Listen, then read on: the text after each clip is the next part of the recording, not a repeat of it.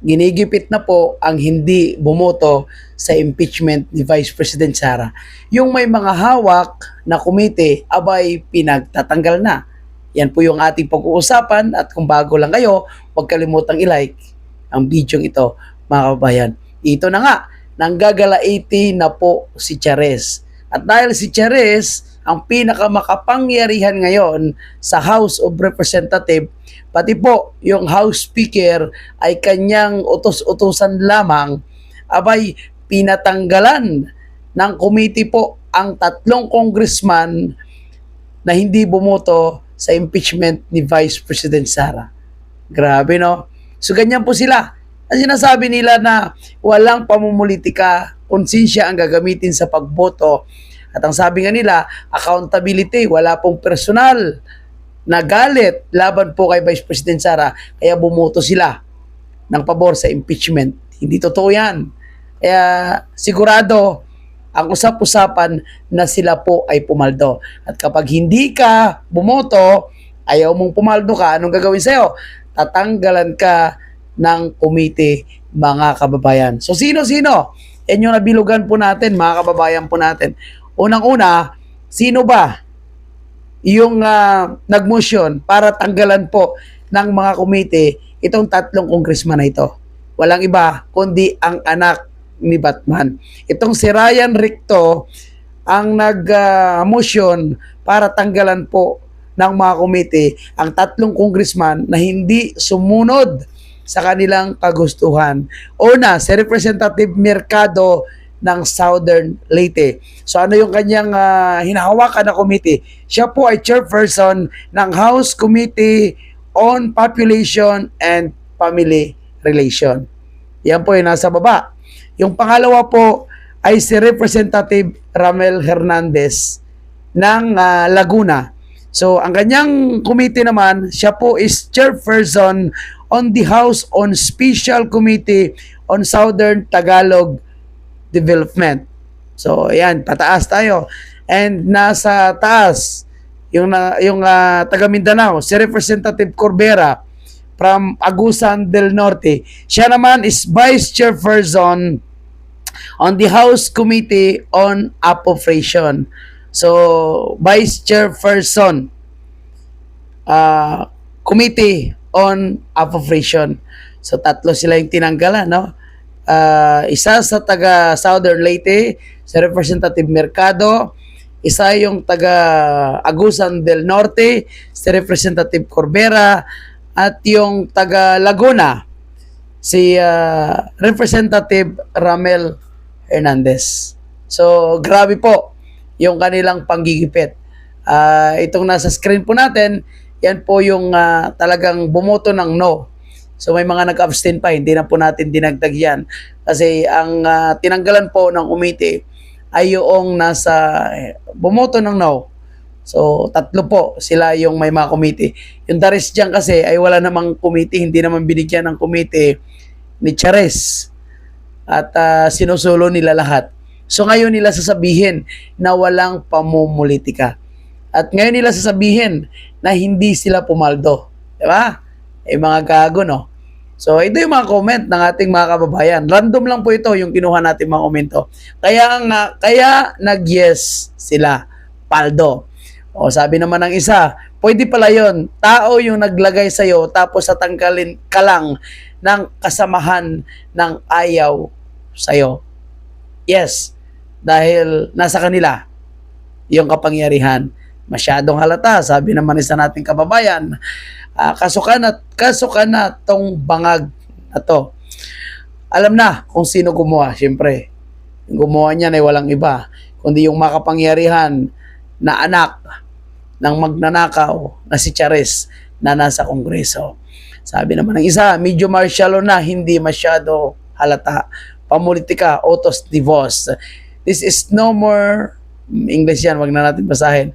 Kasi Bisaya yung original na message niya, hindi ko na screenshot. Okay lang yan, sasabog din yan si BBM. Ay, sabog na pala. Grabe, no? Like father, like son, and grandson. So, grabe po yung ginagawa nila ngayon, mga kababayan po natin. Tapos, may sinabi pa pala si BBM, no? So, kaya actually, yung pera talaga, nasa kanila talaga. Ayan o. Minsan ang isda, mga kababayan po natin, ay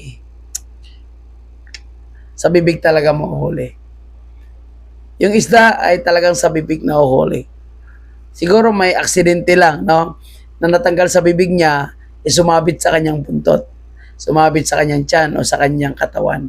Pero sa bibig talaga, nauhuli ang isda. Lalo na yung isdang may pagka-inotel. So, dito pa lang mga kababayan po natin, parang inaamin na nitong si Bongbong Marcos na hawak ng mga kongresista ang bet. Hawak nila ang kayamanan ng kabaan ng bayan. So, useless pala itong si Bongbong Marcos.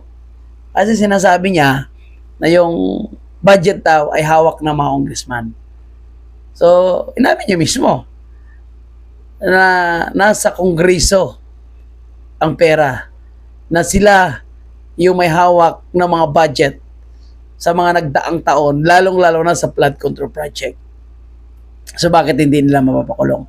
Kaya nga hindi lang po si Martin Romualdez ang involved sa flood control na to. Lahat sila, pati na rin ito si Bongbong Marcos. Ay ito basahin kong sabi ni Bongbong Marcos, ayan, ligawan nyo na yan si Congresswoman dahil sila ang may hawak ng budget. Kaya paano na natin medyo himas-himasin nyo para makaredy na siya para sa susunod na budget. So, ang utos ngayon ni Bongbong Marcos sa mga local LGU, siguro mayor, ay himas-himasin na daw si congressman and si congresswoman dahil sila yung may hawak ng budget. Tapos sasabihin nila na hindi sila yung may hawak ng budget. Sabihin ni Martin Romualdez na hindi lang siya yung nagdi-decision. Eh, sinasabi na ni Bongbong Marcos, so, kayo may hawak ng budget, kayo nagdi-decision. Eh, si Bongbong kasi, in-hotel naman, perma lang ng perma. Di ba? Kaya, lahat na hindi sumusunod sa kanila, walang budget. Kaya nang ginawa kay Congressman Pulong Duterte, inaakusahan siya ngayon, sinisisi siya. Dahil sa mga baha daw ngayon. Eh, may flood control naman ang Davao. So, sadyang marami lang yung tubig.